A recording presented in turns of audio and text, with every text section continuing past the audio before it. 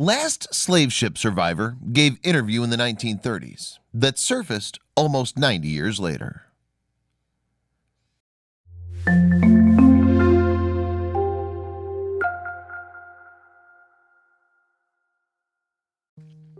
"60 years after the abolition of slavery, an anthropologist made a remarkable discovery.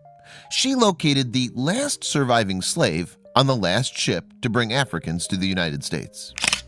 In his own words, a heartbreaking story of a young African man who'd been kidnapped from his home, crammed into a boat for months, and sent off to America to be sold as a slave." In the 1930s, Zora, an anthropologist, conducted many interviews with the last survivor, but she'd struggled to find someone who would publish her findings in a book. Black emancipation was the last thing people were interested in reading about. In fact, they're only now being released to the public in a book. Zora's book tells the story of Cujo, who was born in what is now the West African country of Benin. He was only 19 years old when members of the neighboring Dahomean tribe beat him, captured him, and took him to the coast to be sold off. A significant time in Cujo's life, he was a young man who dreamt of marrying his childhood love and starting his own family.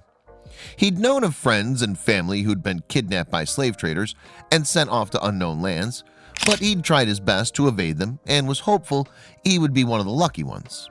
But he was wrong.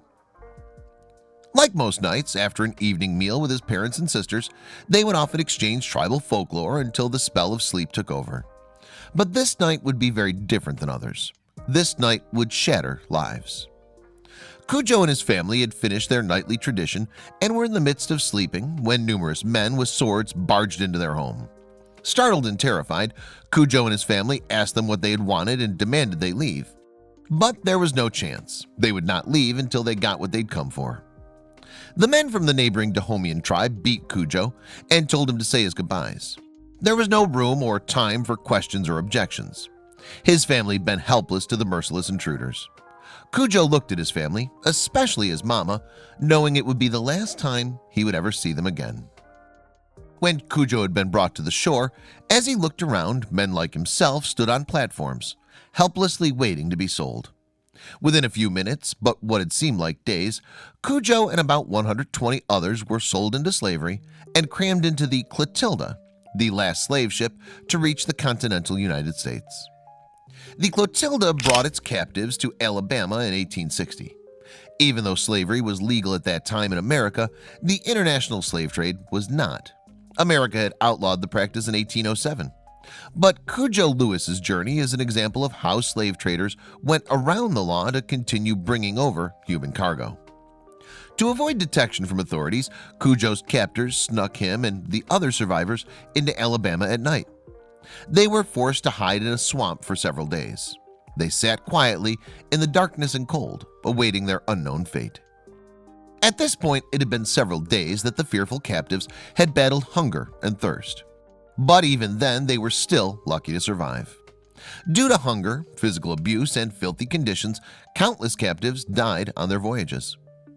To hide the evidence of their crime, the 86-foot sailboat was then set ablaze on the banks of the Mobile Tensaw Delta. Its remains have been uncovered in January 2018. This would guarantee destroying any possible trace of human cargo entering the country. Cujo's narrative provides a first-hand account of the devastating trauma of slavery. His interview gave the world a magnified lens into the grim reality of the process of slavery and the forgotten horror of the voyages to unknown places. The captives spent several months crammed together during the treacherous passage to the United States, but they still were able to form friendships in the midst of their tragedy, only to be separated in Alabama to go to different plantations. After months crammed together in filthy conditions, there was still light to be found. In his own words, Cujo describes dealing with the separation from the other captives who had become like his family. "We very sorry to be parted from one another," Cujo told Zora. "We 70 days crossed the water from the Africa soil, and now they part us from one another, therefore we cry." But Cujo's anguish is reflected the most when he speaks about his mom. During the interview with Zora, Cujo could barely find the words to describe the emotions he's felt throughout his life when he thinks of her. He often stops the interview to cry. "My grief's so heavy I can't stand it. I think maybe I die in my sleep when I dream about my mama. When Cujo finally arrived at the slave plantation, no one spoke his language, nor could they explain to him where he was or what was going on. He only knew one thing, something that didn't require any language whatsoever. He knew he was a white man's property and forever enslaved to him. But while Cujo worked for years as a slave, something radical was happening in America that would forever change the course of its history. Cujo had no idea that the Civil War had begun, but partway through he began to hear that the North had started a war to free enslaved people like him. He dismissed the thought, thinking that day would never come. He'd lost all that was important to him, including his dignity. There was no room for hope in his mind. A few days after Confederate General Robert E. Lee surrendered in April '65. One day when Cujo and other enslaved people were working on a boat, Union soldiers walked by and told them something Cujo never thought they'd ever hear. "You're free."